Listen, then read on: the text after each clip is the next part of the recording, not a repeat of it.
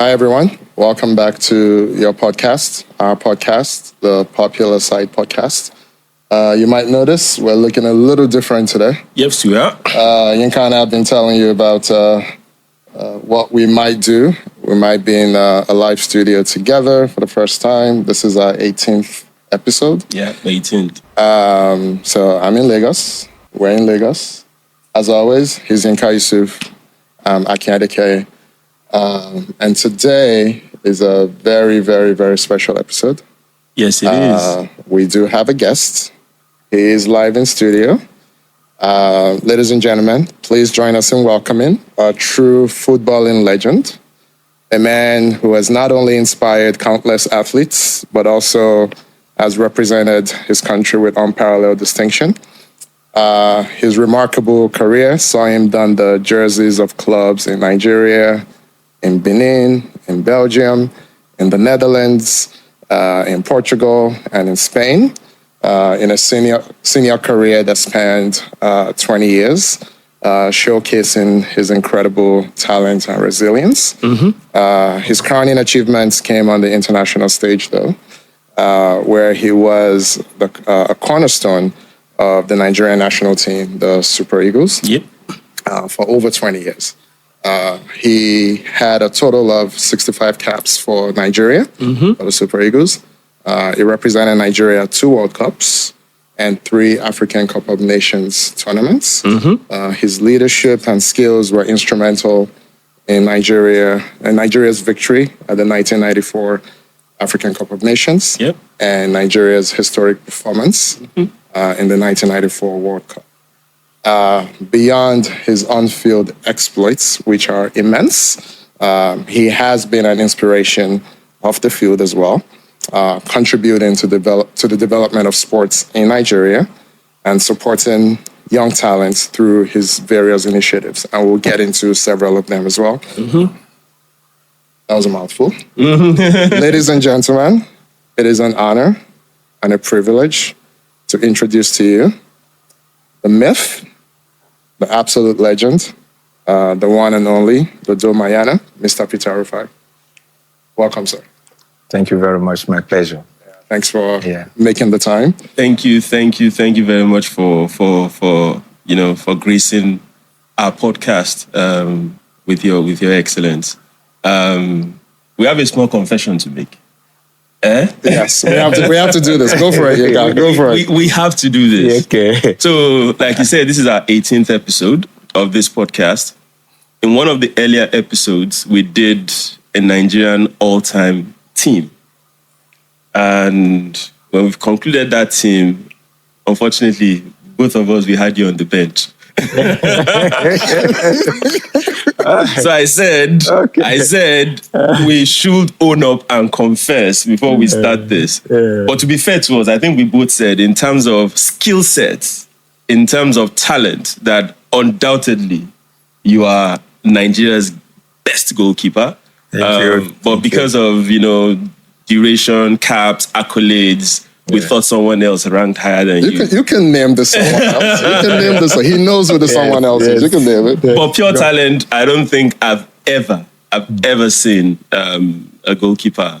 Not even a goalkeeper, a player. You rank there in terms of style, grace, charisma and everything. So Calmness. thank you for gracing our podcast. So we'll just go straight into it. Okay, that's good. So early days, let's meet you and let's talk about, you growing up, how you fell in love with football and, how the early days started for Peter Rufai. Yeah.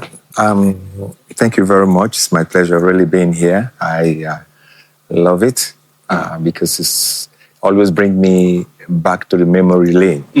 And each time it brings me back to the memory lane, I always use it as a yardstick in measuring and being able to educate the upcoming ones. Fantastic. Yes. It started back in Port Harcourt. As a little kid, I was in school, primary school.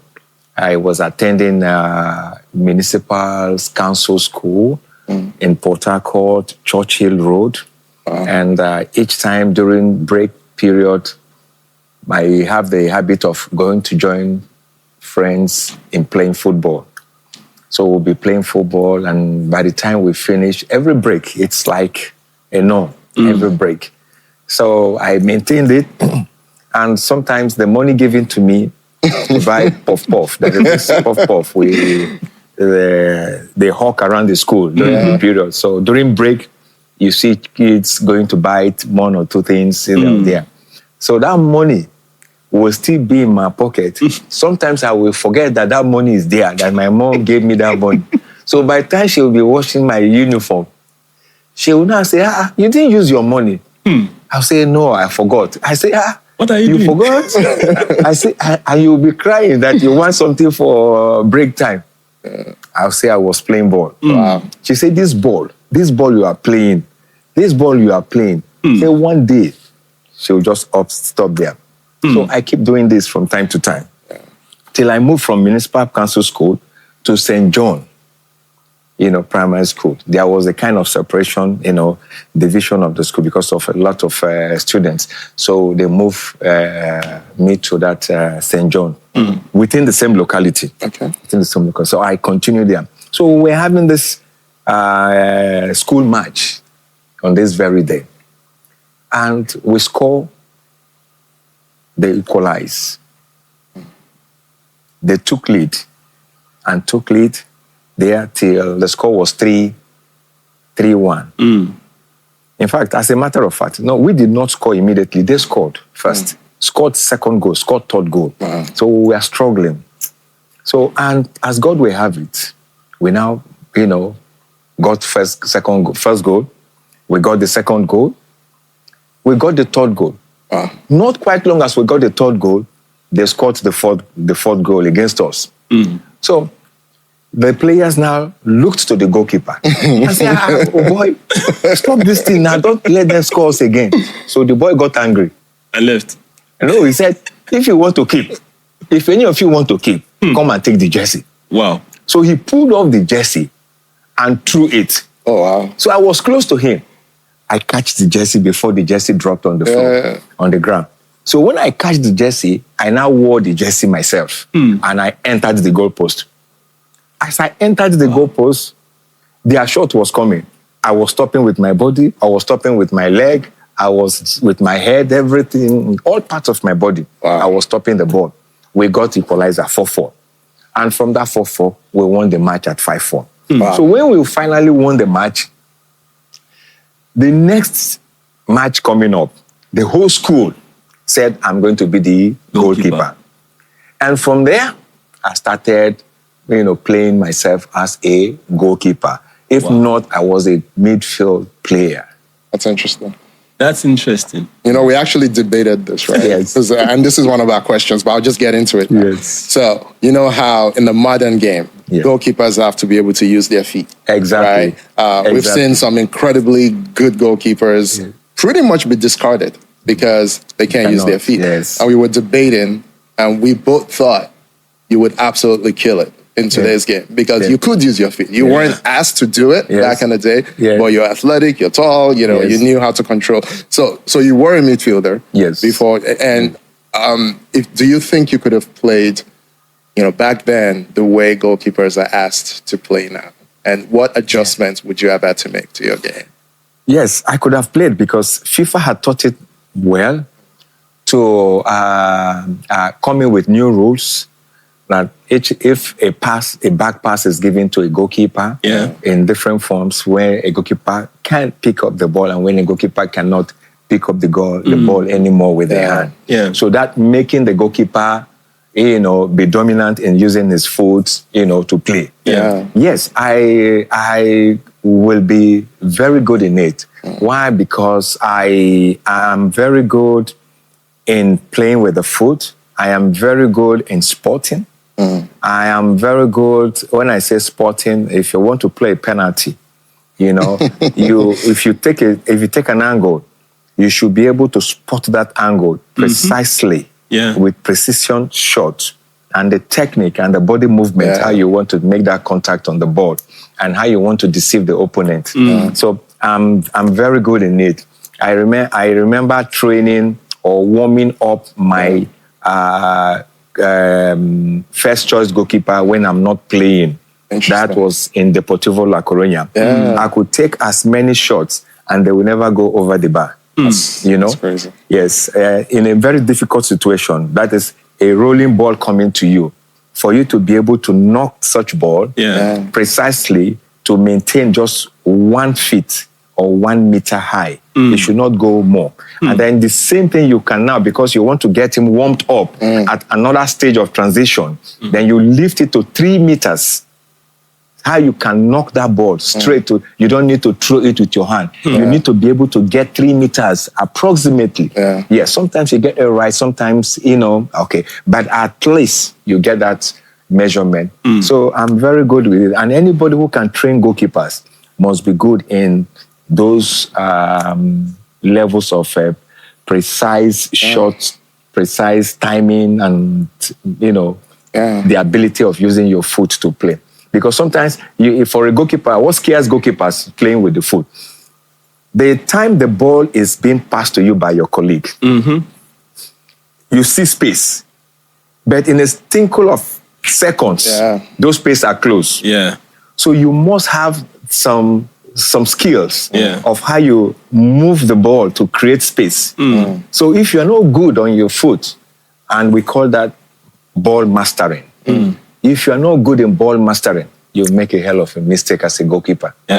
So at Deportivo, I don't know if my memory is correct, but were you backing up the Cameroonian legend at the time? Thank you. Jack Songo. So what was that like, knowing you probably thought you were just as good as him? Yes, he was a legend, but so are you. What was that like, having that dynamic where you may not start every game, and the coach believes so much in this guy?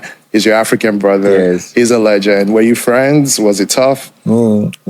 Jack, good question. You see, and that are areas I encourage players to be more acceptance, and work harder, to be the one. And when you find yourself sitting on the bench, it's not over. It's just for you to learn, and it's just for you to work harder to make sure you take the number 1 jersey. So for me then, I saw it as a moment of learning again, a moment of understanding what team spirit means. Team spirit means, even though if I thought I should be the one, I should have been the one, at that moment, it's team spirit. I have to give my team spirit because we want to win, So that's how I felt. Yeah. So let's go back a bit again. I loved your Port Harcourt story. Yes. So when did professional football start for you? Was it immediately after school? And which club was it? Did you partake in any age group kind of football tournaments and stuff like that? Yes. I participated in, I represented River State, Blue Angels. That is what they call their festival. The name, the beer. Yeah. And we came for National Sports Festival. Okay, I remember. I think, if I'm not mistaken, I think it was 79. And thereabout, or I don't know. And I was representing River State for under 13. We are walloped. We are walloped by Bendel. Bendel. Yes. We are walloped 9-0. In fact, I cried and cried and cried. People were just telling me not to worry, please, sorry. And we were saying, these boys are too big. These boys are too big. These boys are too big. We were all complaining. All of us were complaining. All the officials of River State were complaining. In fact, that these boys are too big. These boys are not under 13. They are not under 13. They are above under 13. And I found myself in goal. In fact, I never forget that massacre. I never forgot that massacre. And that, later on created the kind of division, a kind of in my thoughts, a goalkeeper or a player. Should I be a goalkeeper or should I be a player? Should I be a goalkeeper? Should I continue as a goalkeeper or should I go back as a player?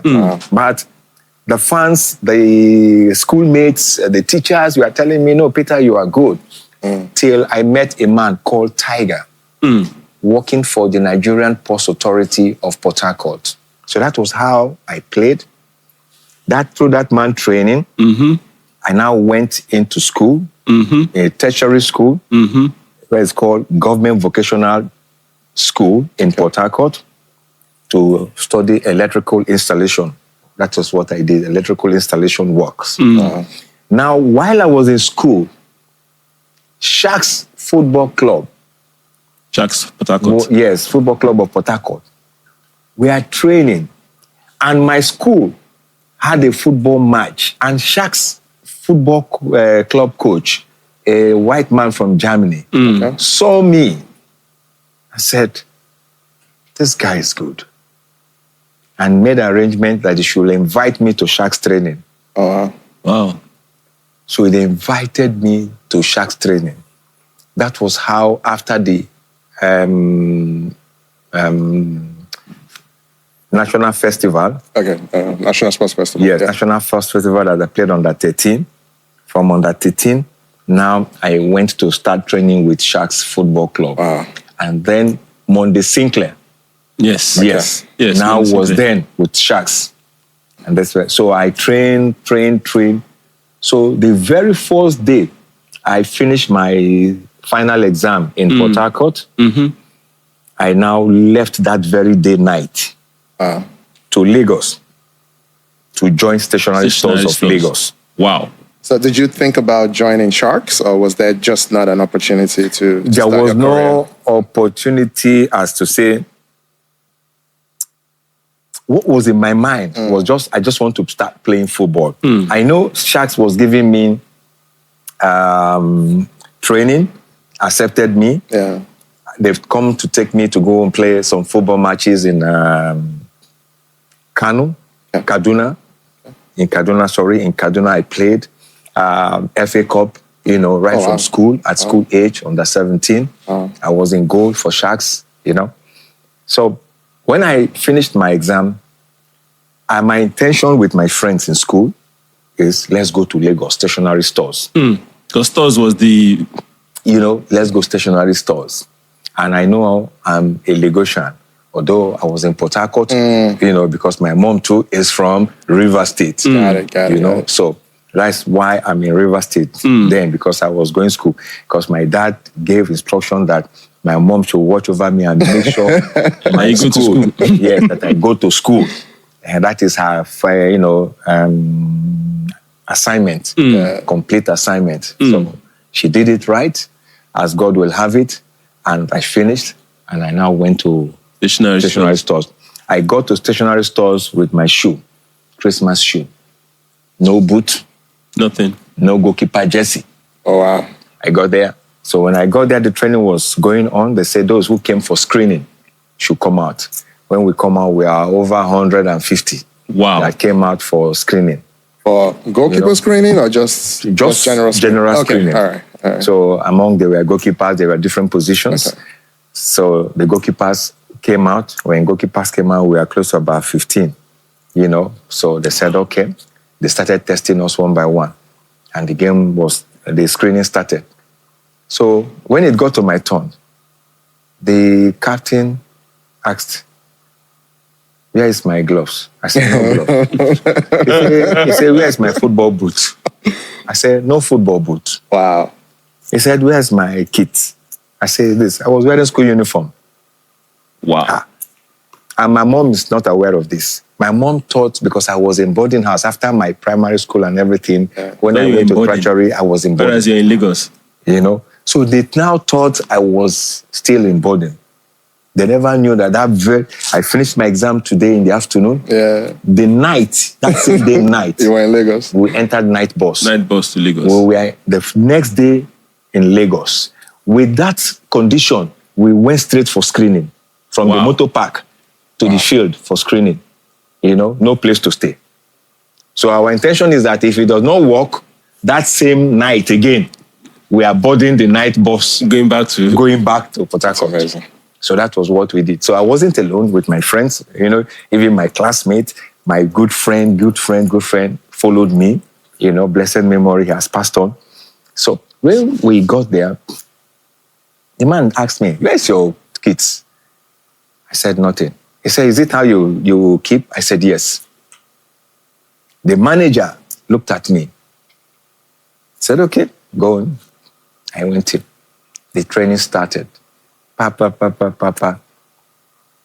about 30 minutes, they stopped the session. They called me out. I was outside. My friend was looking at me. All of us that came from Port Harcourt, they were looking at me. So as they were looking at me, I was looking at them too. I was doing my hand like this. Yeah, I don't know what's going on. I don't know what's happening. So they were also trying their best to see if they will be selected. But finally, when the session finished, they came to me. They said, I'm selected. Wow. In fact, they first of all selected me. They said, I'm selected. So we are all happy. So they came back to me again. They said, what they saw, do I have a place? Where am I coming from? I explained to them. I'm coming from Port Harcourt, from this. I explained to them. So they said, you don't have a place here to stay in Lagos. I said, I have a place, but if I go to that place, they will beat me. Which is your dad's place? Which is my dad's place. I said, they will beat hell out of me. So they said, okay, they will give me a place. So the manager now took me to Isaleko. Wow. He has a hotel there. They gave me a room with my friends. They bought me goalkeeper's jersey. They bought me goalkeeper's boots. They bought me gloves. They gave me pocket money. And they told me to wait here, to stay there. They called the manager of the hotel that they should take care of me and everything. I was the only one selected among all my friends that came from Port Harcourt. Whoa. And among all the goalkeepers that came, I'm the only one selected.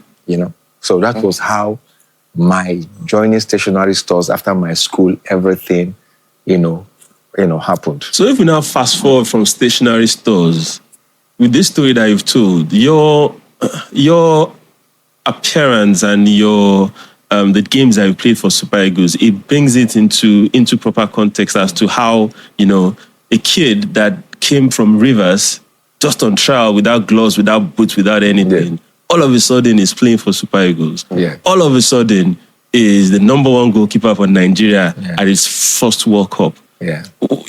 How was that feeling, at the World Cup, for example, that first game, putting into context where you're coming from, looking at you that now I am Nigeria's first goalkeeper ever at the World Cup. What was that feeling like? It was big because, to be honest, I shed tears. Wow. The very day it was announced that I was going to captain the squad, I shed tears because before that very day, our first outing in the World Cup, a lot of rumors, a lot of things has been going on between me and Westerhoff. And I've been wondering, where are all this coming from? And I know when it comes to cool-headed, I'm cool. No one need to tell me about it because my parents, I give them kudos. They are no more. But I thank Almighty God for what they've done for me in terms of home training, in terms of the ethics they impacted on me. In fact, they guided me, and I am so grateful. I thank God Almighty for that. With that, I was so confident with whatever Westerhoff was complaining, that I was hearing from people, or whatever any manager or anybody will be saying. I was so confident. I was so sure that I have not done any of those things. Yeah. Anybody must have complained to Westerhoff, or Westerhoff must have received as complaint outside that I did this or I did that.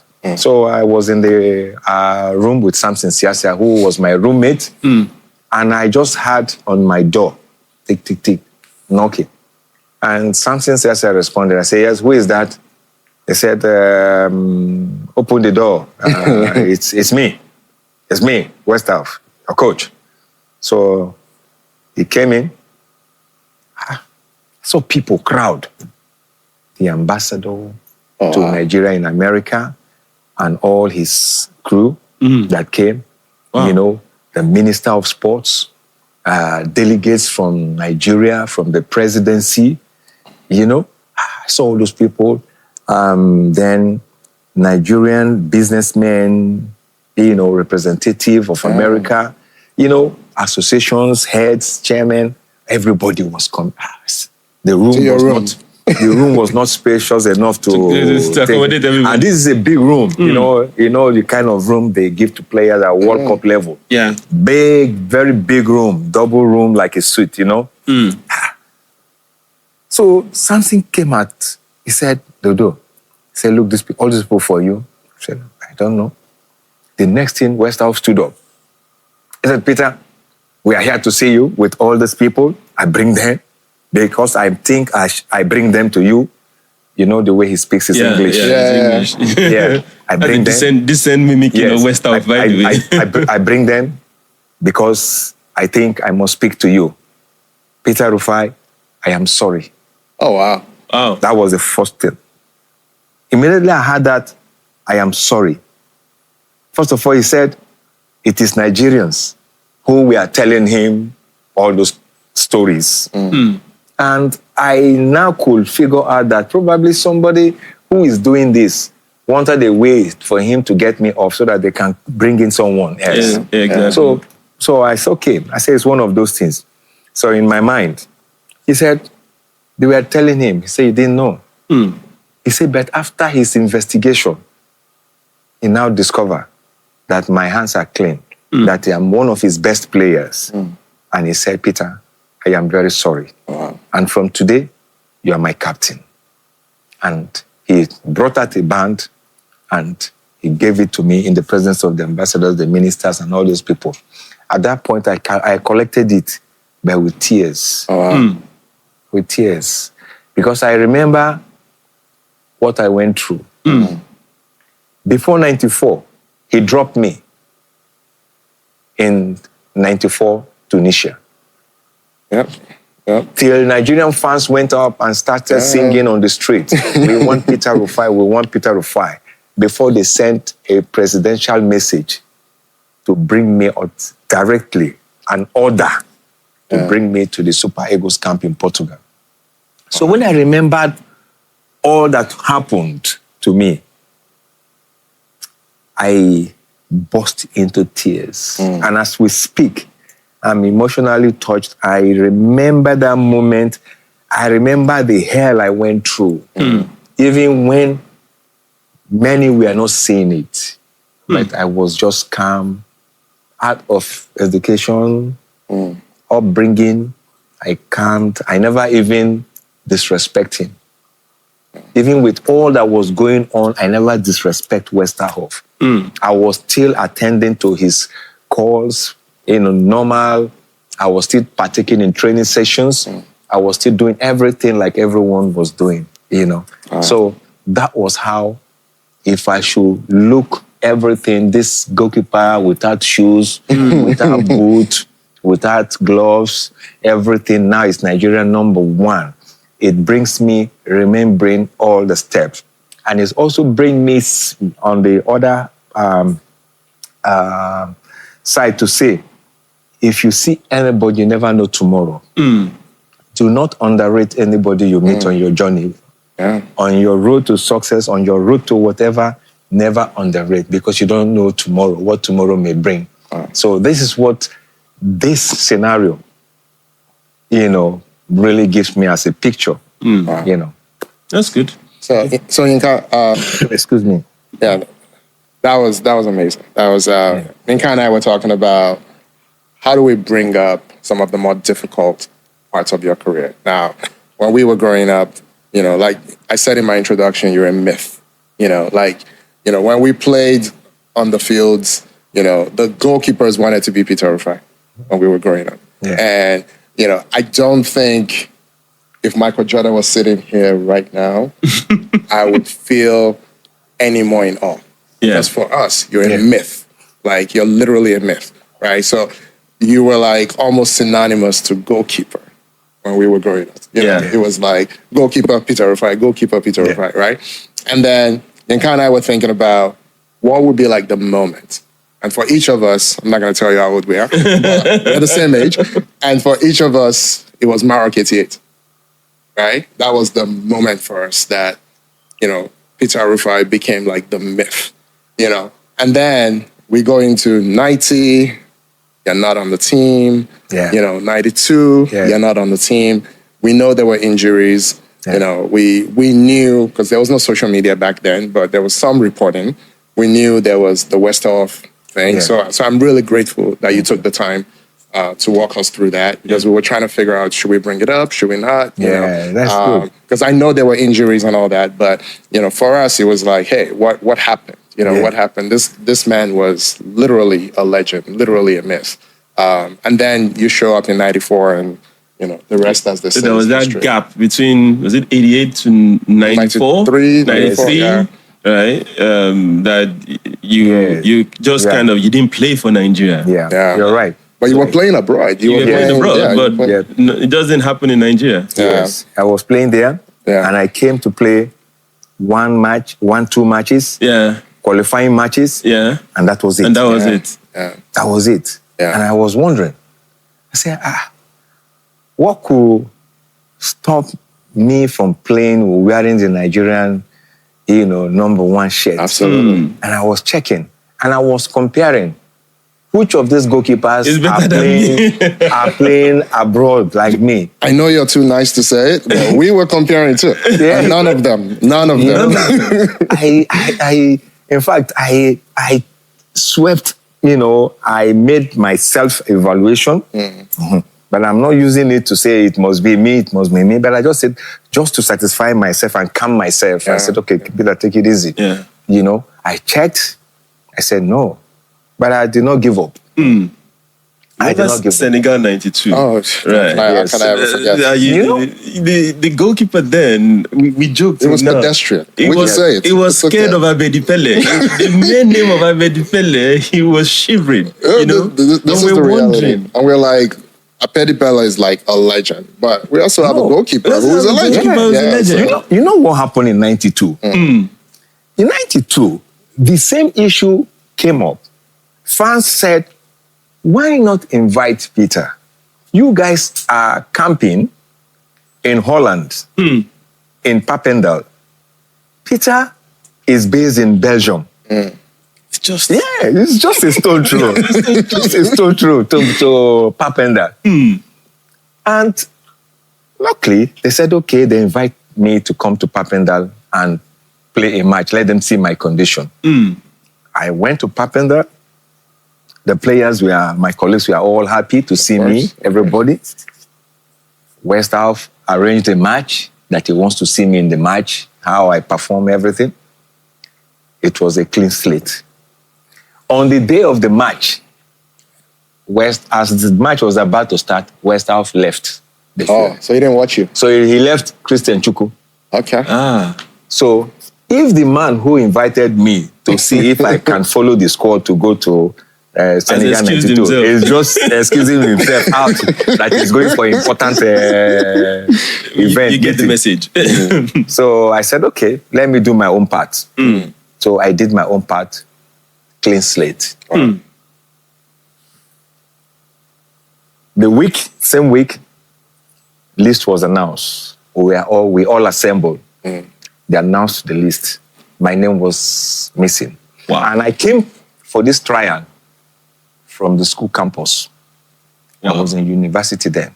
Wow. So you went to school in Belgium as well? Yes, Nigeria. Thank you. All right. So it was in Belgium there while I was doing my master's that I was invited. So I left school to come for that invitation, to answer the call. So when I got there, nothing worked out. Westhoff, that was it. He mentioned the list, called us up. He mentioned the list. After mentioning the list, of those going to the World Cup, to Nations Cup, Senegal, 92. Senegal, yeah. I came out, I excused, I said, can I speak? He said, yes, Peter. I took the mic. I addressed my colleagues.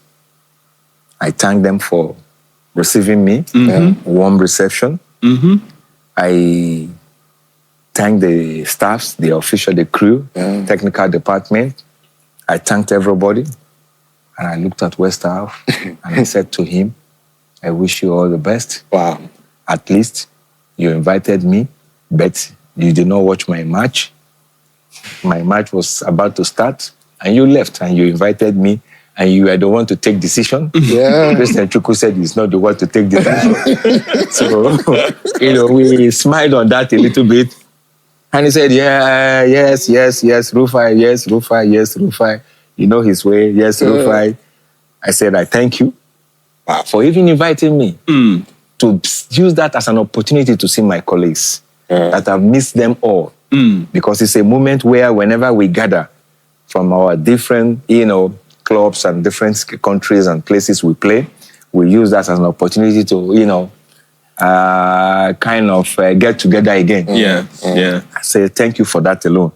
And I look at the team, I said, look, guys, I wish you all the best. Wow. Go there. And do your and win for Nigeria.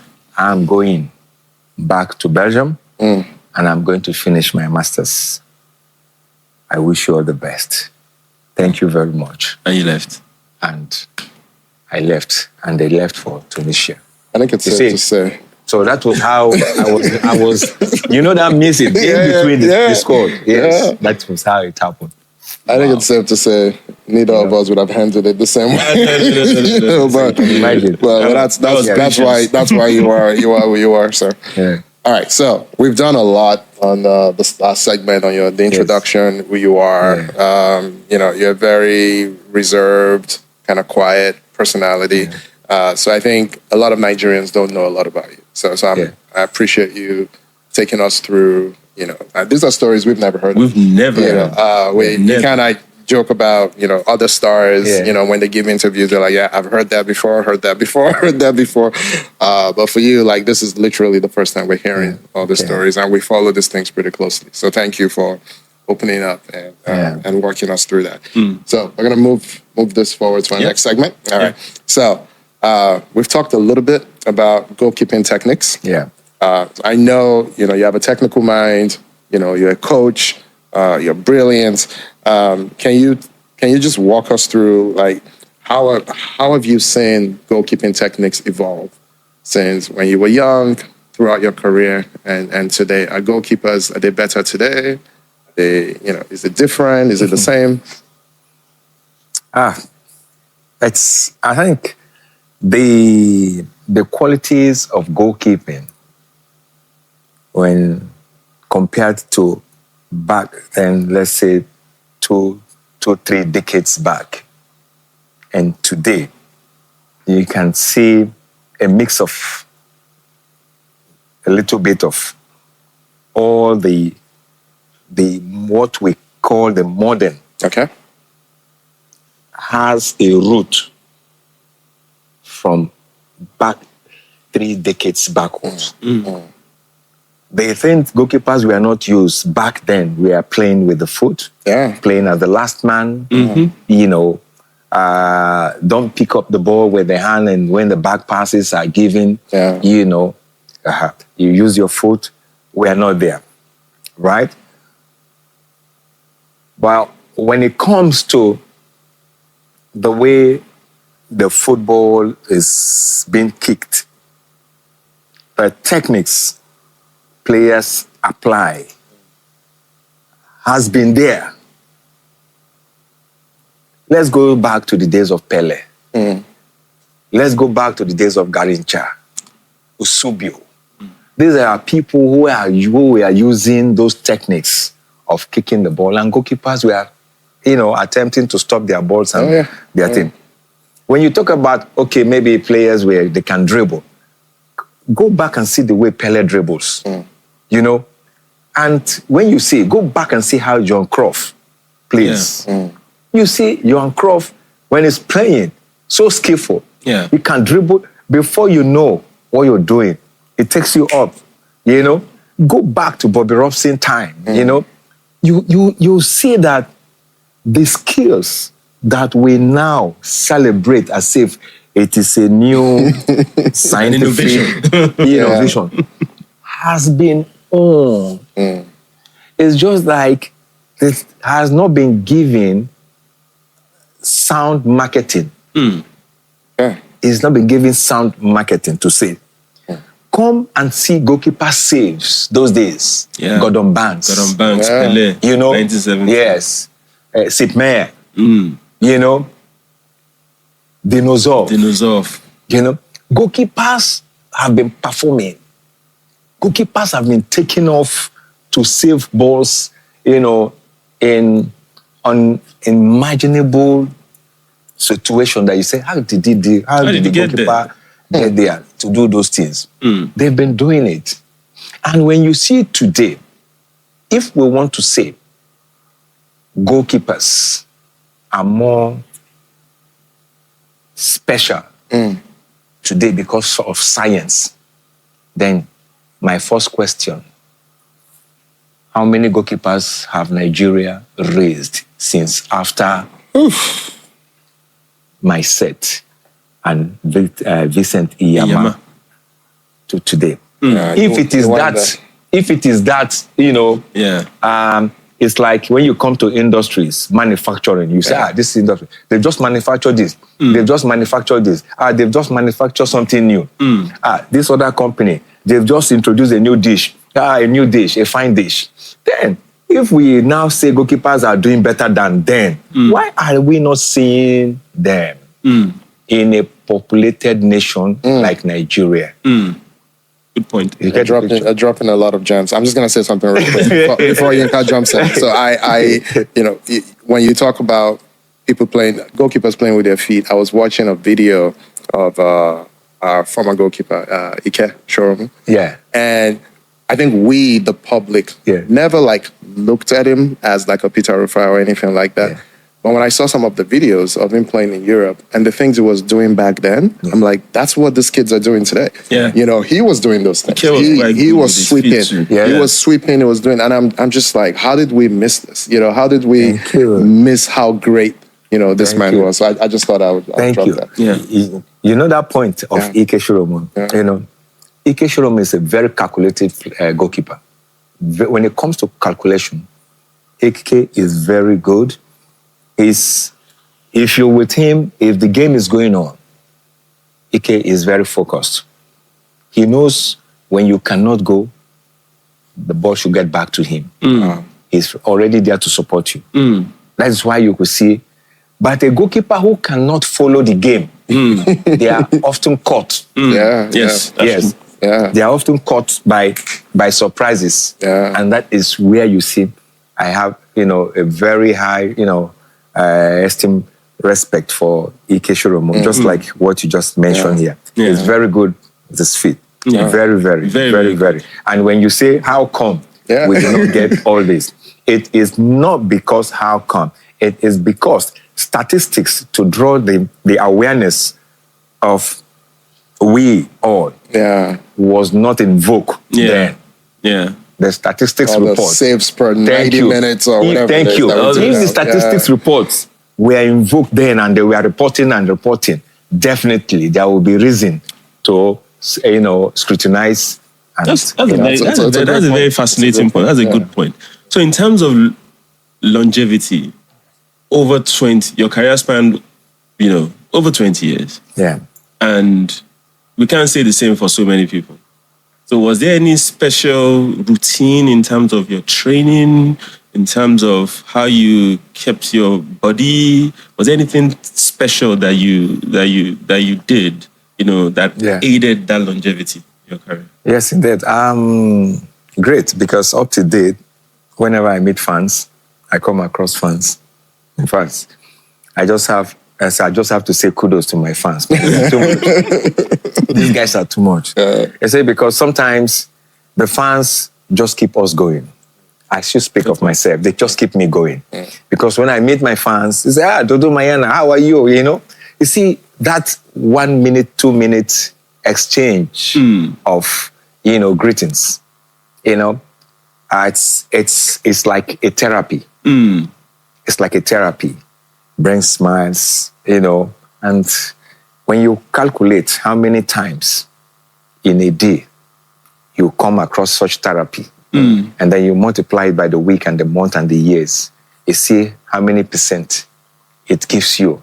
It's like you are taking a favorite dish, So that's really to be honest. Yes. So each time they see me, they say, how, boy, some of your colleagues I know, man, they are, I know where you're going, they say, come on. And sometimes they will go up to the extent of going out of Nigerian contest to Europe and say, do you remember Ronaldo? Of Brazil. They will go, they mention Adriano, oh my gosh. And mention all that. So I would just I look at them, I say, well, they know what they're talking best about. I take it that way. So the special thing I do, it's that I've come across great coaches. I've come across Brazilian coaches, Otto Gloria in the year 1980. 80, 81, 82, when he was coaching Nigerian, Green Eagles. Yeah. Otto Gloria from Brazil. Manfred Ona. Yep. Many coaches from Germany, from Yugoslavia, former Sharks coach. Come across these coaches. I've come across Peter Fregene, Emmanuel Okala, late Joe Rico, blessed memory. These guys impacted in me. James Peters, who used to be the assistant of Onigbinde when we were preparing for 84 Nations Cup. Also, they impacted. So all the training, this training were rigorous training. Then my European plight, my European experience, brought me in working under many coaches. And I learned a lot of their teachings to me, how to keep that same condition and everything, and what I should be doing from time to time. And I keep doing them, and these have really helped me. In fact, I can still go into the goalpost, do some actions, and even when I was playing some novelty matches and stuff like that, even as I am today, I can still go in today and I tell a player playing in Nigerian APL, say these are 50 balls from the edge of 18. Take a shot. At least before the section finishes of 20 shots, the player will know that, yes, the hand that trained this man, amazing. Yes, was really solid hand. So I went through real rugged training. It's just like you see a soldier, a military soldier. Anytime, any day, check him out. You will still see the characteristics. Yes, you will still see the signs of that. Yeah. So those are the things that have kept me. And again, my meals, my nutritions, the nutrients, everything that I make sure I get from what I take, I maintain them. My habits of eating. Yes, I maintain them. I know when to want to eat, and I know when not to eat when it is too late. Yeah. And I know, just like before we get started, I'm thirsty. I wanted to have some water, but I don't want to have the water too early because it might cause me to give me uncomfortable feeling at the point. That's interesting. You understand? So for that reason, I prefer to pay that price and have a comfortable feeling throughout my sessions. Wow. So those are the things that kept me, going. This is height of discipline. No, it's crazy because when you walked in and we met, so I think people watching us now, they don't know your physique because you're sitting down. Yes. Right? But you still tower, right? You look like you're still in shape and you could get and go today, like you said. I thought that was amazing. Yeah, now, it is. We've talked about the physical. So that's the physical. That's how I think I already know the answer to this from the story you've told us. but how did you keep yourself mentally sharp when you were playing? How did you keep yourself mentally above your competition? Both when, you went through your struggles and just even at the height, when you were at the height of your success and popularity, how do you maintain the mental fortitude? Okay. From the angle of somebody who is so passionate for his job or her job, there will be that concern to take every detail of what he or she is doing. Or if it's somebody who serves or who presents to the public, or if it's somebody who is an engineering manager or director or whatever position you find yourself. But in everything you do, you take very cognizant, respect to details in your job. That's what I do. And I always make sure that when the coach is speaking, if the coach said, you are my central 5 and 6, if the coach said, Mr. Yinka, when you say Bajo is coming with the ball, I don't want you to be the first. Give him some space. Don't close him up too quick. Because if you close him up too quick, he can do 2 to beat 1 very fast. Or if you close him too quick, he will be the one, he might dribble you. I've taken that message. It's your message, but I've taken it. So I'll be waiting for a moment when a situation will come between you and Bajo. And I will remind you, I'll say, Yinka, remember, don't close him up too much. Wow. Don't close him up too much. Don't close him up too much. Remember, don't close him up too much. I will give you that signal and I will come. And you take it up. So that keeps me mentally busy. So the same thing I do for almost every player. Wow. Yes. Sometimes I will be shouting. So the ability to remember, the ability to pass the message, these are two different things. Sometimes you remember, you want to pass the message, but the noise, the background, that the player you are about to pass the message can't hear you. So it makes me as if, what should I do? What should I do? And at that point, I will sack myself. Sack myself by probably jumping up and I will, pedal. When I pedal, I stand. I pick up confidence like, okay, I cannot reach him. So Peter, get ready. I cannot reach him. Oh, I want to reach Chidinwanu. The noise is too much. I cannot reach him. But I'm still trying to reach him. Sometimes, few times I will call Chidi. Chidi will not hear me because of the background noise. I will sack myself again. Sometimes I clap my hand. I clap my hand and I do this. And I say, come on. I say, come on. So those are the things I do. And I read a lot of books. I read, because I was still following my courses. And then after school, I was still reading to see how I'm going to get started. Once in a while, I'll pick up some books, things like that, were what I was doing. But most of it all in the game is that I follow the coach like this. Anytime the coach, even Westerhoff, even when he's talking, I will just be close to listen. I will not worry, I will not say anything. But the minute the match starts, I take control. Wow. Take control. Wow. So that's it. Very, very profound. Because we've seen keepers today's game that say they struggle to stay mentally focused for 90 minutes. And they say this, and I'm like, why would you ever say that? They say that, for goalkeepers, it's you're part of the game, but you're not really part of the game. If you get what I mean.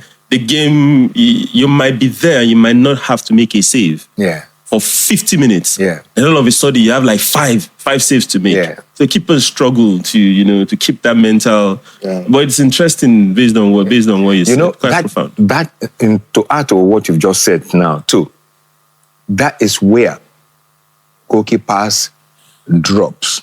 You see, the moment the tension is not on your side, goalkeepers tend to follow the flow of the game like that. The game is relax. I see the picture. Yeah. Yes. But at that point, these are areas where you should be checking for everyone. So now, it comes on the technical aspect. When the ball is not with you as a player, what do you do? Okay.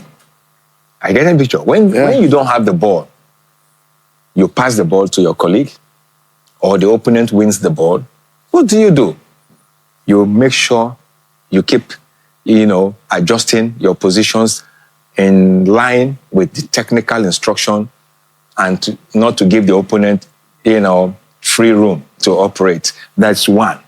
So if you are in goal as a goalkeeper, you are not with the ball, you've released the ball, and the ball is in the opponent's half, it's your responsibility to be checking the positions of all your players on the pitch if they are well positioned. Absolutely. So the minute you keep doing that, you discover that you are in the game. Exactly. Now, that brings me back to fans sometimes saying to me after match, Dodo Mayana, well done. Today, no pressure. No pressure. Today, no pressure. I will smile.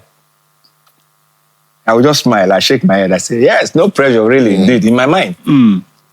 And sometimes I'll, physically voice it out back to them. Yes, indeed, no pressure.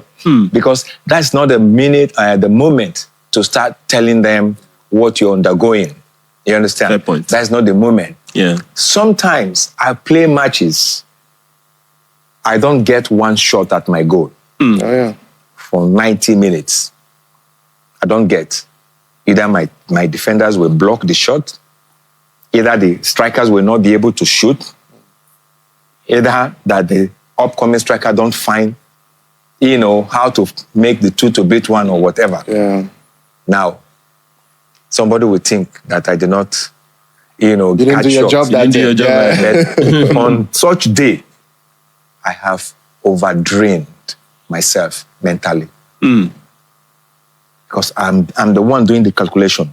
I'm doing the calculation. I'm looking at the space.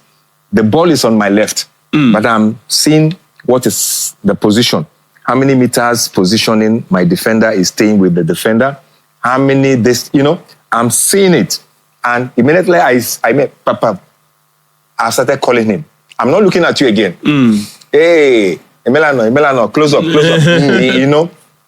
I'm closing you up. And at the same time I'm doing that, the man on the ball and the structure the defense should have, are they having that structure? Yeah. Are they having that structure? So I make sure in my matches, I close the structure, I close the space. Yeah. I close the space for the opponent not to be able to penetrate. Even when my defenders knows what to do, I am still the second reminder for them. I will not say because they know what to do and I keep my mouth shut. No, I'm watching them. Once I see there is a little bit of delay, I give them information. Sometimes it can be so hard. I will scream on them. Come on. I see a lap where an opponent striker moves and take a shot. I come out and I scream. I say, why did you allow that? I say, why did you allow that? Fans don't understand. It's not because why did you allow that shot to come to me? But the shot, the guy got not 1 meter space, it got like 3-4 meter space. So in a situation of 3-4 meter space, we're not talking about 1 meter space, 4 meter space. That means you didn't close him down enough. Any striker can surprise you, the goalkeeper, no matter how good you are. If you give him such meter again, yes, sir. The time you think he will break, he will cut in.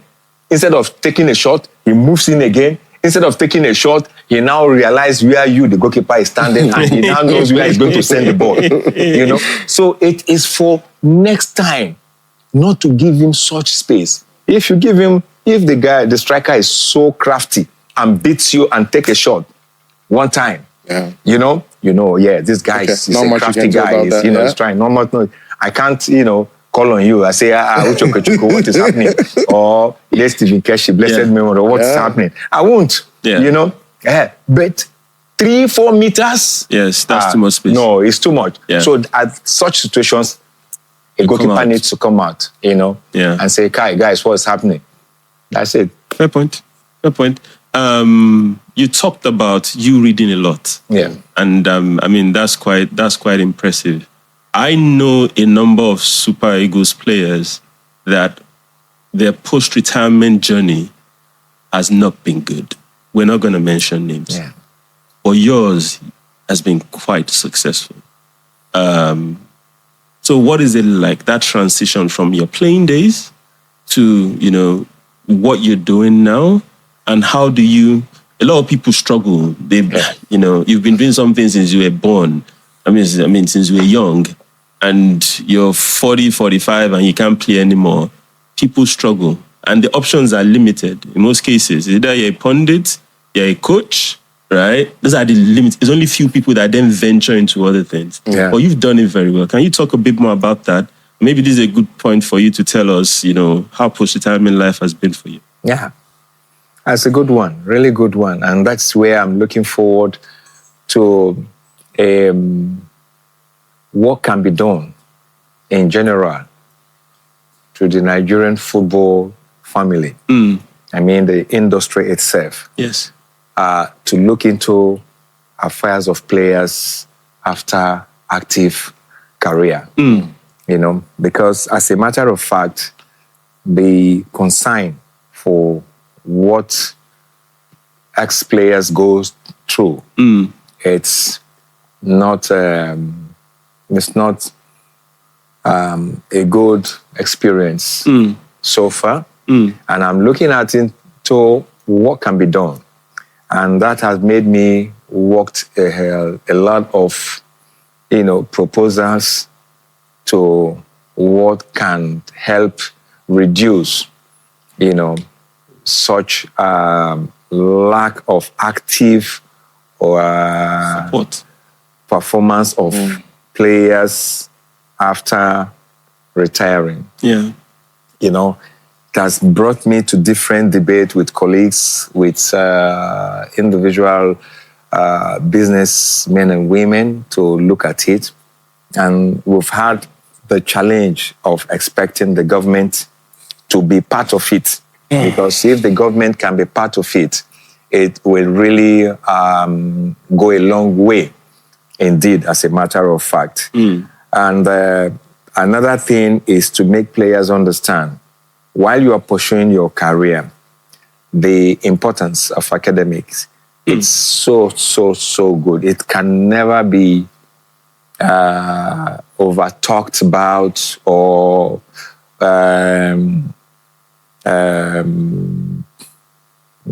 I'm trying to say, there's a word I'm trying to catch up. I can't catch it up now. Yes, overemphasized, because that it's the base, that is the pillar that will keep you during your post, lifetime. That pillar, and it goes a long way.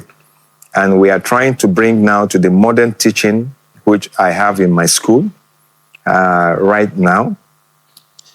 I have a football school, residential college, and I also have an academy. Now, in the residential school, what we teach, these are players who are of age bracket from 17 to 20. Okay. From 17 to 20. We are ensuring that we teach them leadership skills. We teach them also finance.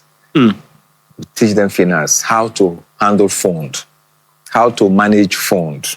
We teach them the ethics. We teach them, quite a lot. We teach them a little bit of diplomacy in life. You might be so good and you are in a club and you don't know why you're not playing. You don't know why you're not playing. You begin to wonder why you're not playing.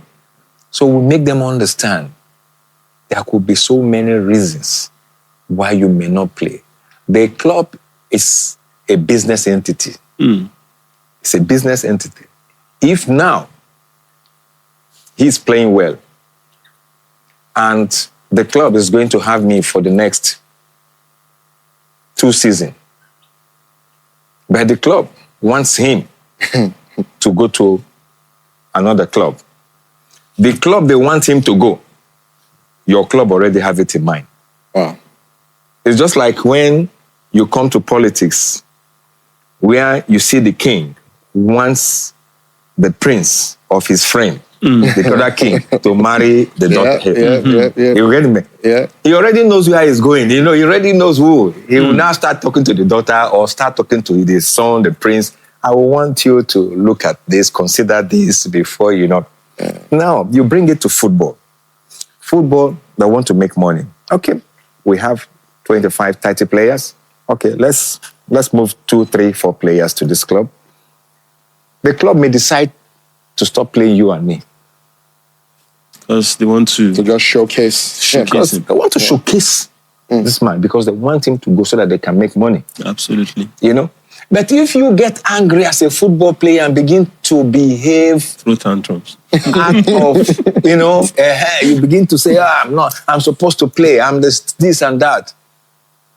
You are missing it. Yeah. You are missing it. It's a business club. They have the structure. They know what they're doing. Yeah.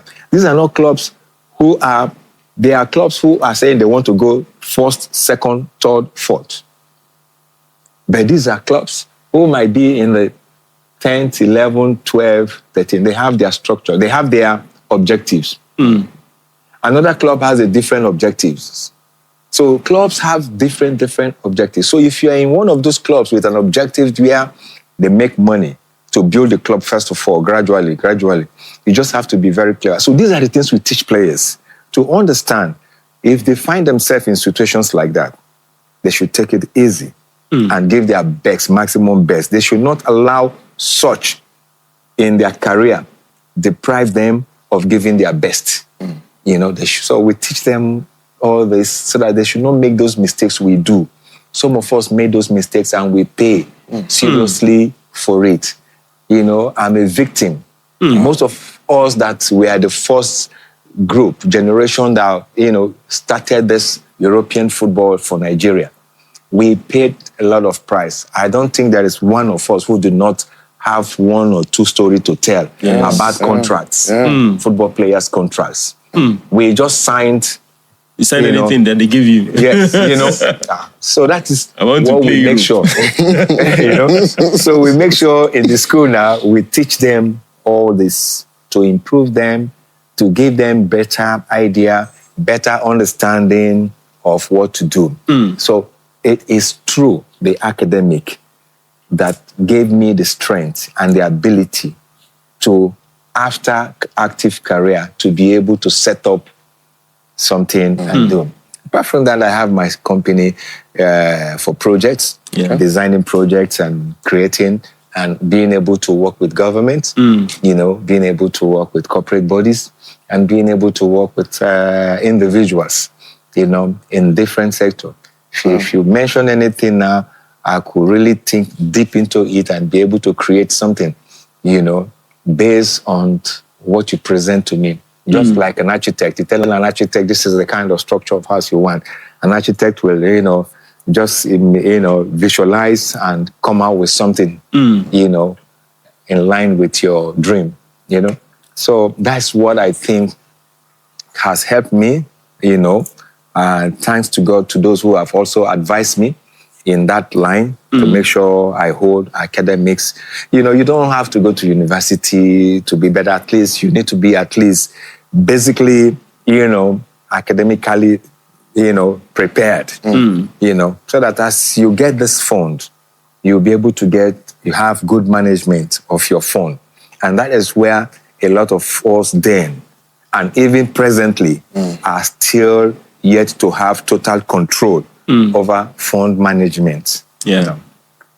Yeah, thank you for that. Thank you for that. That was interesting. That was interesting. So I'm going to do a 2-part question for my next one.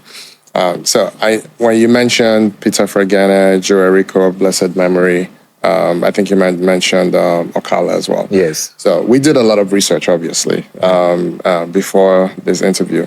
And we were thinking, so the first part would be one, who were your role models when you were growing up? So like I said, to us, you're a myth, you're a legend, but you were not the first, right? Yes. People were playing football in Nigeria before you came along.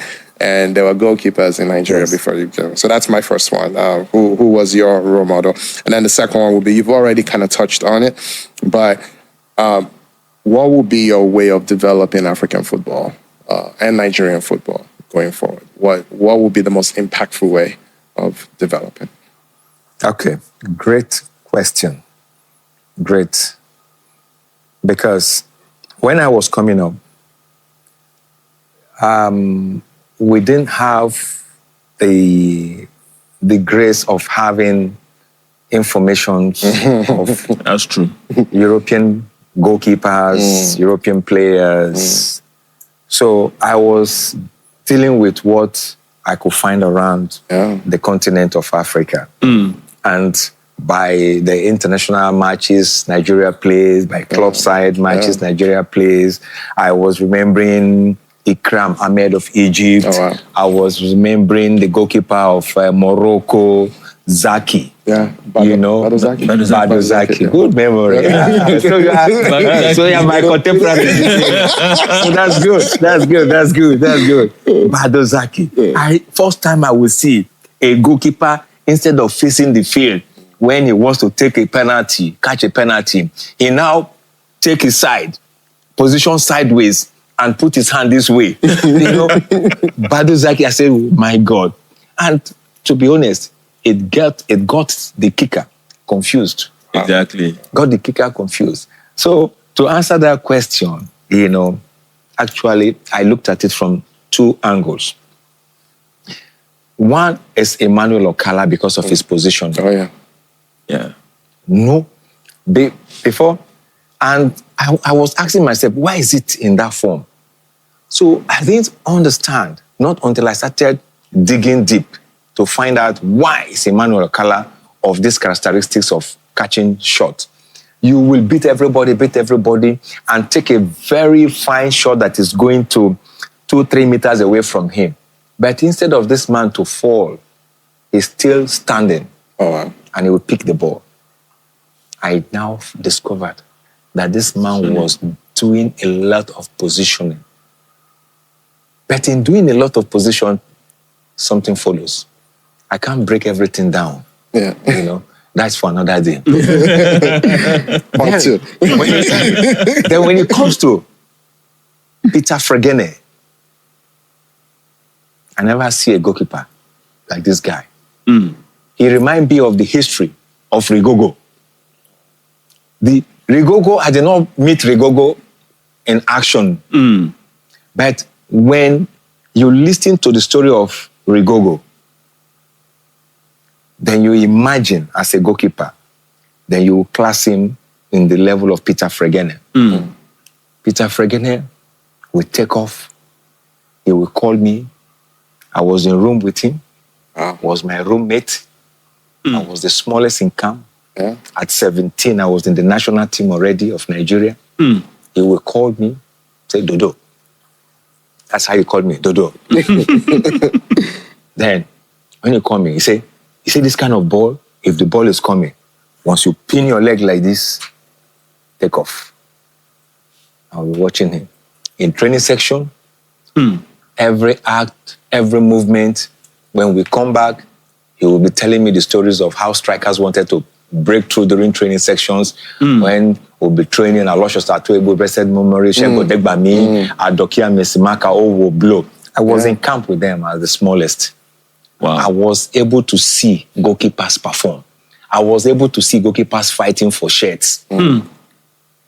So after going through such rugged and tedious, experience of what it takes to be successful, those are some of the things that helped me. And those were, if I may go back a little bit to some of the questions asked me here about the performance of our players today. it's affecting because most of our players playing abroad do not watch super egos of those days play. They just hear. Yes, yeah. If they watch, come closer and see, they will understand. They will understand that once you put on that Nigerian color, it's not for joke. It's not joke. It's to go and represent the millions of Nigeria out there when you go for international matches. So Peter Fregene and Emmanuel Okala. I picked up all the beauty. The beauty of following the ball was Peter Fregene. The beauty of calculation and position was Emmanuel Okala. Thank you. I never picked any of I have my favorite in Europe because I made efforts in trying to know what the European goalkeepers were like. Sepp Maier. I tried to watch Sepp Maier many times and enjoy his goalkeeping. Dino Zoff, enjoy. Ikrami Ahmed, Africa here. Zaki, like I mentioned earlier. Gordon Banks, So I followed all these goalkeepers and I also like the way the East Bloc goalkeepers are. East Bloc goalkeepers, they are more hardened. More hardened and but of all, the names I've just mentioned to you. Sorry, and then the second part, how do we develop African football and Nigerian football? Yes. If you ask me, it will take a kind of changing. Everything about the constitution of sports in Nigeria is in order. It's just the fact that we are not following it. We are not following it. That is one. Because if we are following it, it could have helped us in developing talents. It could have helped us to go further than what 94 squad and the 96 Olympic squad has achieved. I see no reason why we hit to such pendulum and suddenly drop until today we are still struggling. When you ask the wise men, how did you get to the top of the mountain? They will tell you how they got to the top of the mountain. But in this case now, it seems we cannot remember how we got to the top and repeat it again. See, because if you get to the top, you should know how you got there and repeat it again. You may not in the first time, but you may again. Look at, Arsenal has been there for a long time, but they were able to show us that, yes. I'm sorry, I want Arsenal's fans to be real happy with themselves because Arsenal, man, I never see a fan in the whole of my life so passionate. Look, for me, I gave them thumb up. Arsenal fans, I give them thumb up anytime, any day. These are. We need to crop this. Really,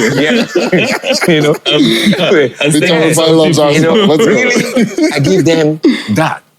And we all can see how they worked it again. Yes. They worked it again. And they almost were there. That is sign. Remembering where you came from. People who knew, yes, that they can do it. So Nigeria can do it again. So all we need to do, let's give it to those who know how to do it. And let those who are going to manage, let them manage. There's no problem. But let us see how we can get those experts in those other areas that matters. Not even in the management. No, management, I'm going far. Yes, I'm going far because I might be complicating things because it's going to take a whole lot. Exactly. But let's start from the grassroots. Absolutely. Let's organize the grassroots properly. Let's bring a structure for grassroots. Only grassroots.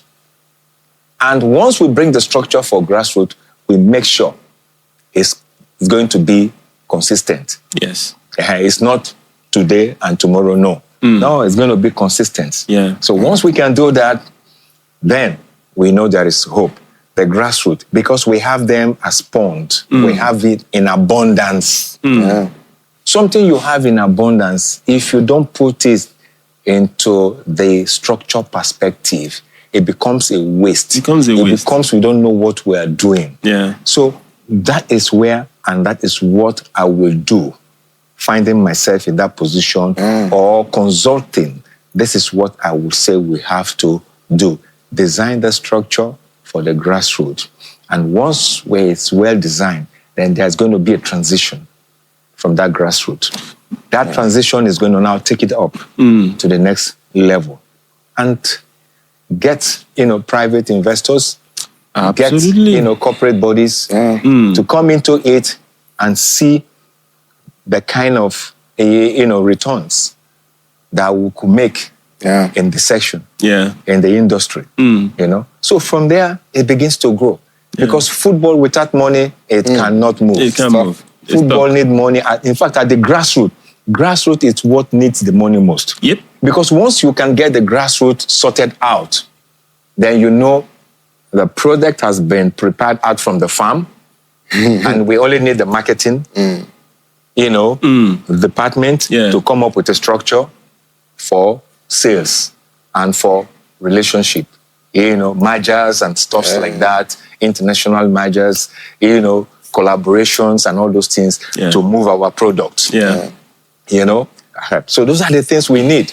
And then we can now look for the experts in those departments to come and work out things for us. Yeah. But let's be able to get the product from the farm out to them. You understand? So that's my take in terms of that. I can just quickly piggyback on what you said, which is you are 1,000% correct. Thank you. You look at the current Super Eagles that we have, 60%, 70% their talents were not developed in Nigeria. Yeah. It will be, I know. Yeah. The captain. Yeah.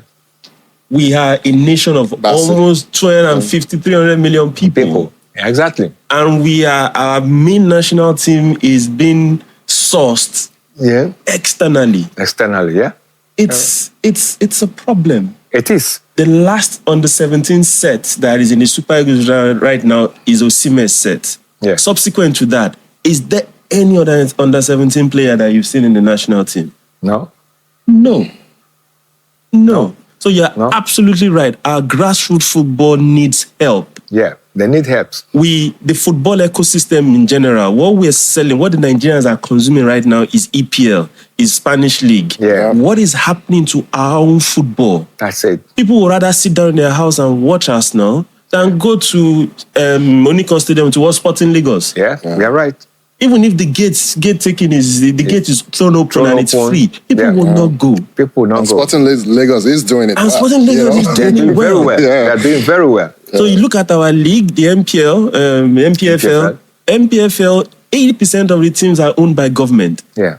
You need private investors, like you said. Yeah. So we need to develop that ecosystem, make it marketable, exactly. then we can benefit from it. Because right now we're not doing it right.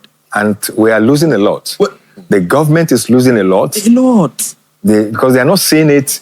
I mean, I just hope that the government will one day, within a short period of time, see what we are all talking about. We're losing billions of dollars. We are losing billions of dollars yearly. Because we are not managed properly. No structure. We need to create an ecosystem. That brings me to the players. When you say most of our players will depend more on the foreign players. Yeah. And when you look at the foreign players, when we bring the foreign players, okay, we're not saying don't bring foreign players. I remember my time. When you bring foreign players, it's 50-50. We bench you. We bench you. We are all playing from home. We are all local players. But I'm telling you, we are going to bench you. It's not just because it's a mouth thing. No. We are going to bench you practically. You will see it by yourself as a foreign player. I'm not as good as these guys. These guys are good. When John Fashanu was coming, John Fashanu was, benched a couple of times. He knew that, yes, this is tough, at a point. Yeah. He was good, John Fashanu was good in the air. If you put the ball in the air, John Fashanu is sure banker is going to score. You understand? But you see, if in a squad where a coach does not understand the qualities of John Fashanu, and we don't have the players who can bring the ball out for John Fashanu, it becomes a problem for John Fashanu to feature in your team. Absolutely. Yes. Absolutely. Are you getting the picture now? Yeah. We're not saying it's not good. Now, you see the picture. So in a situation where that happens, then you need to bench him and play another tactics that will bring us goal. Absolutely. You know, play another tactic that will bring us goal. And in playing that tactic that will bring up goal, the home boys are ready. You tell them, do this, they do that, they do. So they need to bench them. But now we are bringing players from Europe without evaluation, because there should be evaluation. There should be evaluation. Why should this guy play for the national team of Nigeria? Is this scoring regular? Okay. As a striker? What is his work rate compared to the home-based player to be the person to take the position, the shirt?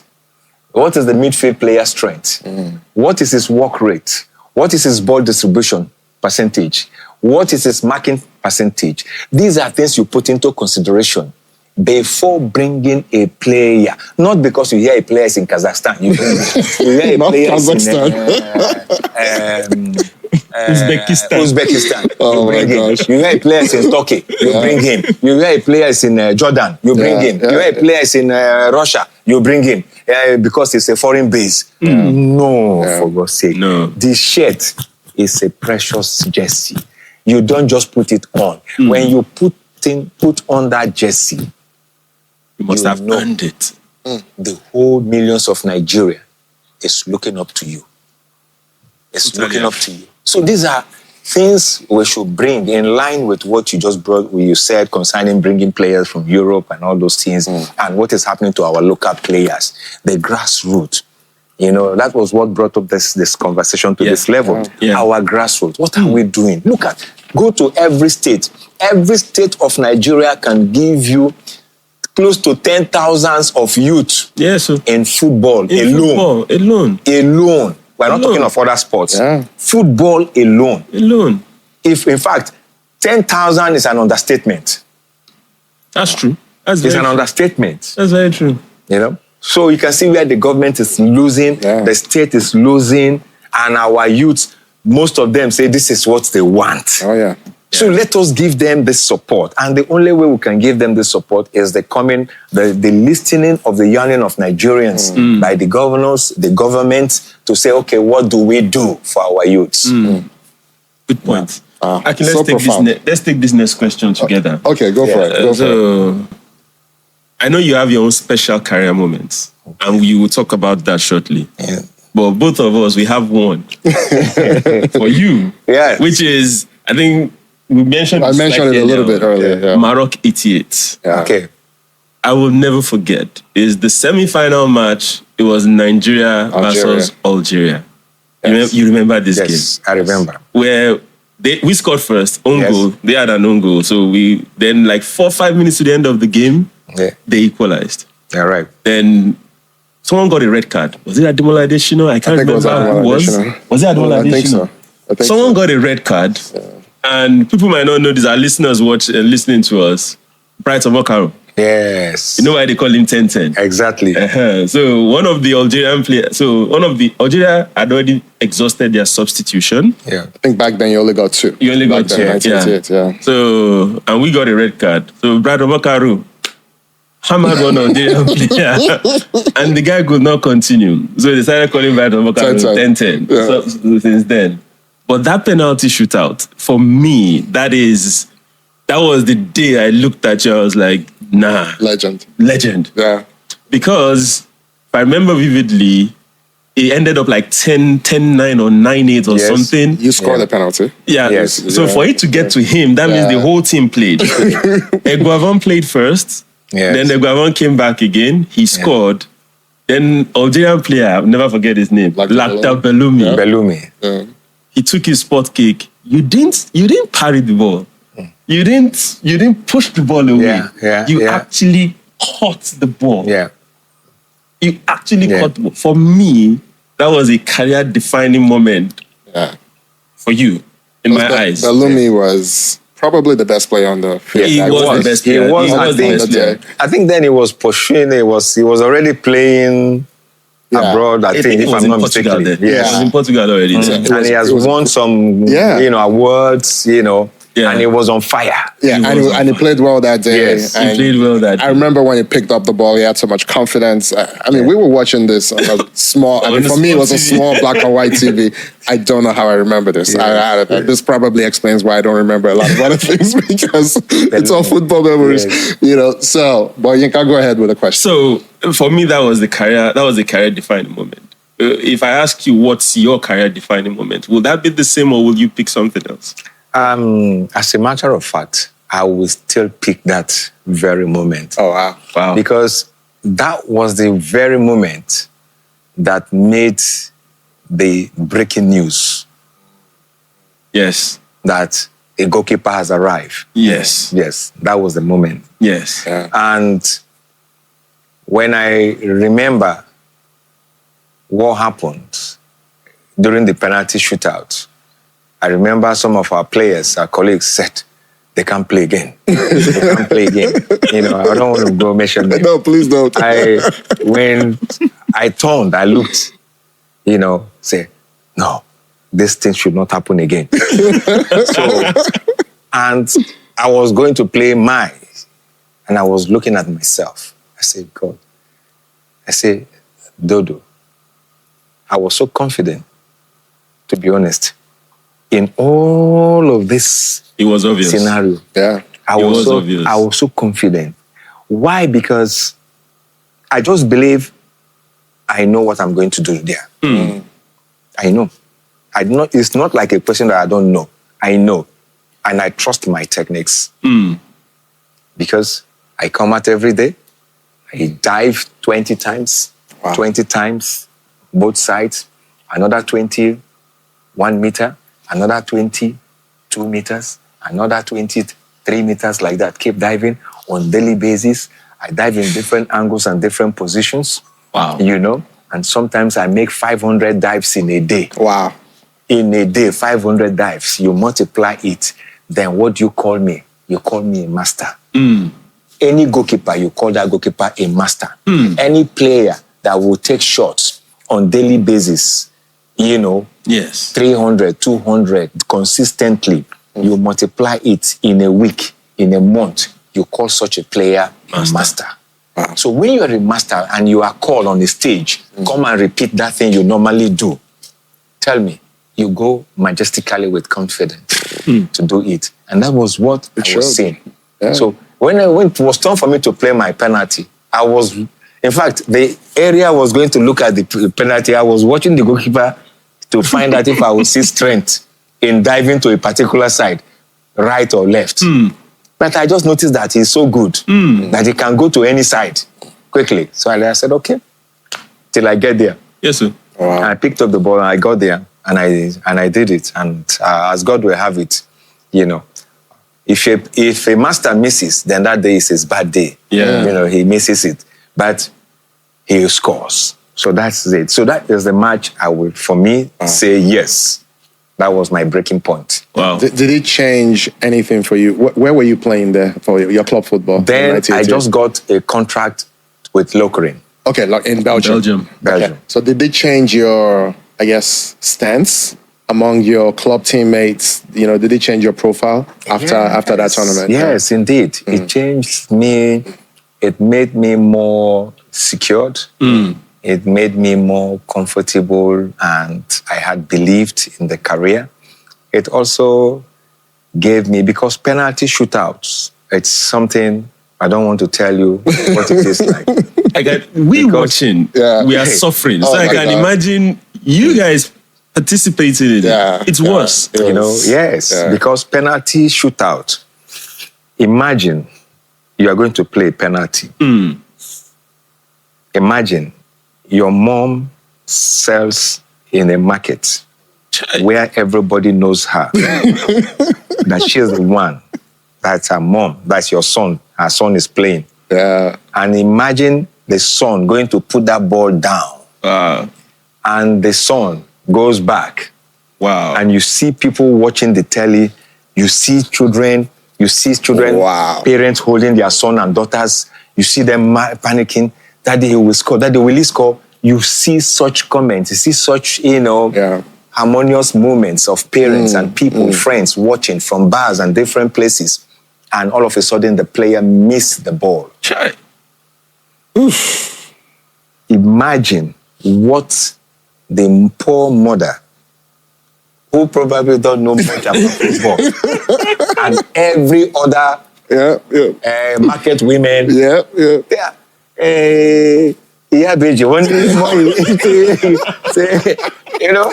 see, and when they call you the mother, that the way you will be frowning. You've not told me before about my son, the play ball. Today now, that way you are coming to remind me that my son missed penalty or whatever. Oh my God. I don't know what they call it. Is it penalty or penalty?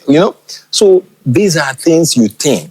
So, and some of us, during this moment of penalty shootout, the legs are wobbling. The legs are wobbling. And what makes some players lose penalties is some of them, before they go to play the penalty, they have in mind to put it at the right side. And all of a sudden, before the penalty shootout, goalkeeper does something. And they now say in their mind they will change.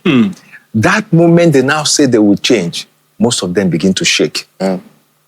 Most of them begin to shake. And that is where misses, comes from, sometimes.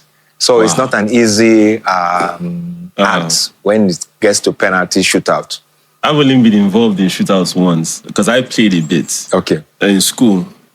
And I remember when the coach said, "Who's going to play?" I'm like, nah, I'm not interested. I said I wasn't going to play. That's it. Then what happened? The 5 people played and it was still a draw. So all of us had to play. I'd already taken off my boots. Yeah. So it got to my turn. Every other person had played, and the ref was like, "Where's your boots?" I said, "I've taken off my boots." "Are you going to play barefooted?" I said, "Yes." Crazy. And I played barefooted. Yes, I scored, but I will never do that again. And this was just interdepartmental in school. Very, very. Now imagine the whole nation. The whole world, really. The whole world watching. The whole world, really, indeed. The whole world, indeed, watching. Wow. But that day, like I said, that day was amazing. It was. I mean, we're still talking about it like it just happened. It didn't just happen. And it doesn't end there. Don't end there because the individual that missed goes back. He goes into his room. He don't talk to nobody. But sometimes fans think, this player is going to party. The player in question that missed, I bet you, go and check him. He needs someone to console him. He needs someone. I think that reminds me to Zaka situation. Oh yeah, that's nice. Of Arsenal, with the England team. So it can demoralize and send a player off balance for as long as possible if that player is not strong and if that player is not lucky to have people around him to get him, to support him, to cheer him up, motivate him, console him or her at that time. It could be disastrous, really. I'm glad you brought up Saka because when he scored in the Champions League, I think it was against Porto. It was with Henry and the crew at CBS, and something you said resonated because he said the same thing, that when he's sleeping at night, he already envisions where he's going to put the penalty. Now, obviously, the England thing happened 3 years ago. He's now 22 or 23, and now he knows. He has his style, he has his structure. He doesn't change it. So it's like when I'm leaving my house, I know where I'm going to put it. When I get on the field, I know where I'm going to put it. And when I play one during the game, when I play one in a shootout, same thing. I know where I'm going to go. I don't change my mind. So I thought that was interesting that you said that. Okay, let's go to the quick fires. So this has been really, really, really fun. But we're going to move on to our last section and a really, really, really fun part of this interview, hopefully. So these are going to be quick fire questions. Right. So, sir, Don't think too much. Okay. Just shoot. We know you're a deep thinker, I'm getting myself set. Yeah, be like Peter Rufai and Saka. Yes. And just go. Okay. All right, so quick fire questions. Your favorite football club? Barcelona. Oh, nice. That's a good one. Wow. That's good. That's a good one. Okay. Do we have to react? No. Let's keep going. Oh, right. You're giving us topics to talk about. Okay. Next future episodes. Favorite goalkeeper of all time? Wow. I'll go back. I'll still stay back home in Nigeria. I'll stand for Emmanuel Okala. Okay. That's a good one. That's interesting. Good. The best save you ever made? My best save, it's Morocco 88. 88, okay. Black-Tap Belumi penalty. Black-Tap Belumi penalty, all right. I know you're very big on nutrition and keeping yourself fit. Yeah. But what's your favorite Nigerian dish? Yeah. Goosey soup pound and yam. The real Nigerian. Goosey soup pound and yam. All right. If you could play any other position, what would it be? Midfield. Oh, wow. Defensive, attacking. Attacking midfield. Attacking midfield. Yeah. Your coach role. That's it. That's it. Yes. If you could play this is the last one. If you could play any other sport, what would it be? Any other sport. I would still love to be in football, but the word said any other sports. Yes. Any other sports will be sprinting, athletics. Oh, wow. Okay. Yeah. I was not expecting that. And the speed. Yeah. I love it. Wow. Because I run very well. That's cool. Very well. Not I can sprint. So just to wrap this up, final question. So in terms of legacy, how do you hope to be remembered in football, in the history of football in Nigeria? Final question. I'm looking at my support to upcoming youths in the area of youth development, working with the youth, because we have them in abundance. Wow. If we have them in abundance, where are the experienced masters? Why are they not looking to the direction of the youth? Why are we looking at the money elsewhere? What about the human being, the human? Developing the human capacity. So for me, it will be the support being with the youths of Nigeria in any aspect of development I could contribute, and creating a platform where I could look back tomorrow and say, yes, if I'm not there tomorrow, I know I have created a platform, and that led me to creating a school. Fantastic. Yeah. It's amazing that you didn't talk about sports. You didn't talk about football as something you want to be remembered for, but you want to be remembered for something more impactful. Yes, I think through that football, through that school, we have academic, we have football. Yeah. Yes, it's all in one. Wow. Yes, it's all in one. That's profound. Yeah, it is. That's profound. It says a lot about the men. Yeah. It says a lot about your character, and it says a lot about the discipline, which I think for me is the watchword in all the discussion we've had today. Absolutely. Right? For you to have the outstanding career that you've had, that mentality and that discipline has been top notch, and that's the key takeaway word for me. Right? Yeah. Thank you. For me, sorry, go ahead. Yeah, go ahead. No, I'll say I can finally breathe because this man swore both of us to secrecy, about who our guest was going to be. One, we couldn't believe that you would do this. So thank you again, and thank again, you. and again, and again. Oh my God. So we hope our audience, really enjoyed this. We've really enjoyed it. We've enjoyed preparing for it. There was still a part of me that was like, he's not going to show up. He's not going to show up, but like I said, coming from the generation we come from, to us, you're not a man. You're not even a superstar. You're a myth. You're who everyone on the playground wants to be. So for us, I'm never going to get over this. But now I can go back and tell everyone that we met you and we talked to you, and we can't wait to get this out and for everyone to see it. Thank you very much. Thank you very much. So you've said it all, Akin. Thank you very much, MON, as I fondly call you. Dodo Mayana himself for gracing. Dodo. We never asked what that nickname means and where it came from. That's a good one. Will you indulge us and tell us with how that nickname came about? Dodo Mayana. If you remember, while I was telling you some story concerning the goalkeepers I learned from, or the goalkeepers who I was with, Peter Fregene, Emmanuel Okana, and the rest of them in camp. While in room with Peter Fregene, he calls me Dodo. And that generation of 1980, 81, 82, I joined the camp 81, So from that moment, I was lucky to fall into the hands of Peter Fregene, In fact, practically almost all of them. Every morning before training, you'll see me sitting in the front of Emmanuel Okala's door, waiting for him to open his door so that I can take his boot, hold it to enter the bus. Then I will go to Peter Fregene. I will go to Best Ogedengbe. I'll pack all their boots, so that I go to the bus. I sit. When they want to wear their boot, I bring it. I give it to them, After training, sometimes I want to go and meet them. They tell me, no problem. Their jersey has been put to laundry. I should not worry. I say, what about the boot? Let me clean it. They'll tell me, oh, no, Peter, don't worry. Thank you. So I keep on doing this all through my stay in the camp. So while doing it, Peter Fregene now start calling me Dodo.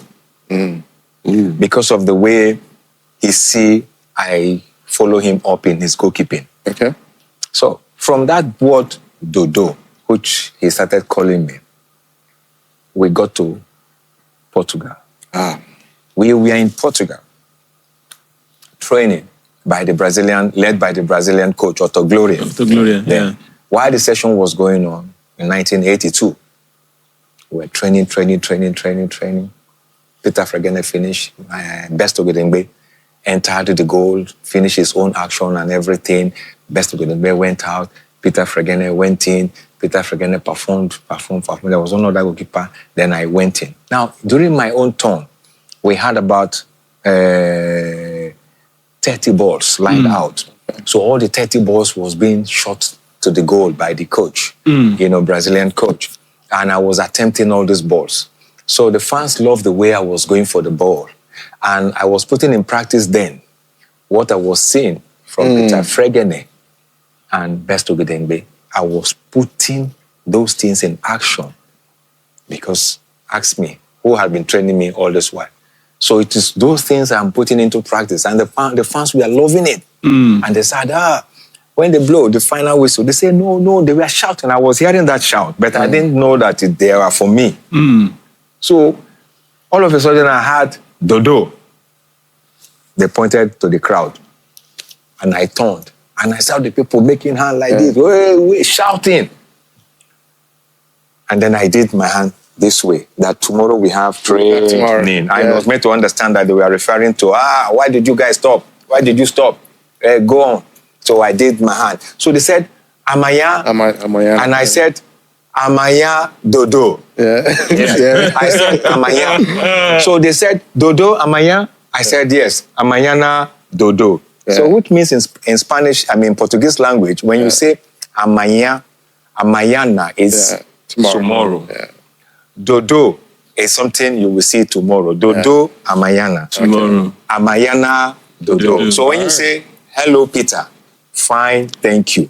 So fans now pick it up and they call me Dodo Mayana. I will respond, Mayana Dodo. There's a response to it. If you say Dodo Mayana, I will say Mayana Dodo. If you say Mayana Dodo, I will say Dodo Mayana. Wow. I'm glad you brought that up. So fans even love the name than calling me Peter. Anywhere the fans, majority of them, when they see me, they just use the name Dodo Mayana. Mayana Dodo. And when you call me that name, I know you know me, Richo. Right. To sign off, we can say Dodo Mayana. Mayana Dodo. Absolutely. Yes, that's Thank you very much, guys. This has been lovely. And we'll catch you up on the regional podcast next week. And thanks once again, Dodo Mayana and Akin. It's been a pleasure as usual. Yeah. And we'll see you guys next week. Thank you. Thank you.